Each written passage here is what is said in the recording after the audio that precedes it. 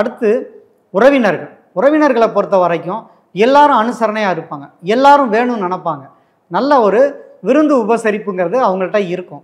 அவங்கள்ட்ட பணம் இல்லைனா கூட அவங்க மற்றவங்கள ரிசீவ் பண்ணி அவங்களுக்கு தேவையானதை கூட இருந்து பரிமாறி அவங்கள நல்லா உபசரித்து அவங்க மனசு குளிர்ந்த பிறகு தான் அவங்கள ரொம்ப வற்புறுத்தி இன்னும் சாப்பிடுங்கன்னு வைக்கக்கூடியவங்க தான் கன்னிராசிக்காரங்க.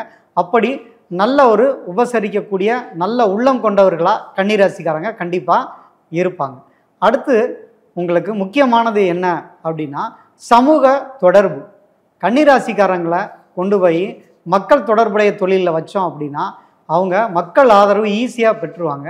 நல்ல பேச்சு திறமை இருக்கும். ஏன்னா கன்னிராசிக்கு 2ஆம் இடம்ங்கிறது சுக்கிரன். நகைச்சுவை தன்மையோட நல்ல விதமாக பேசுவாங்க, நல்லதை சொல்லுவாங்க. ஏன்னா நல்லதை சொன்னால் நல்லதே நடக்குங்கிற ஒரு நல்ல எண்ணம் கொண்டவர்கள் தான் கன்னிராசிக்காரங்க.